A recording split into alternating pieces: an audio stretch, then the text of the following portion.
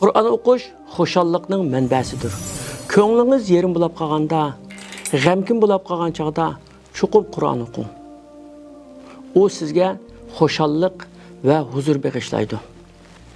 Chunki Alloh taolo payg'ambarimiz Muhammad sallallohu alayhi vasallamga "Ma anzalna alaykal Qur'ana litashqa."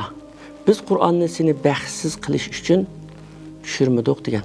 Shunga Qur'on baxt saodatning va xushalliqning manbasidir. Qur'on Alloh taolo Qur'on o'qish degan Alloh taolo bilan so'zlashganlik va Alloh taologa bog'lanish orqali ko'nglimizni rohatlantirganlikdir.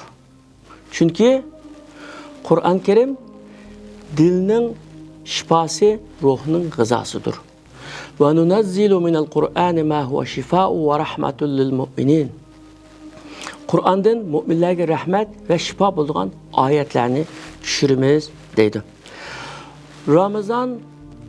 Ramazon oyi bo'yicha qilinadigan eng katta ibodat Qur'onni ma'nosini tushunib o'qishdir. Ya'ni Qur'onni ma'nosini tushunib o'qishdir.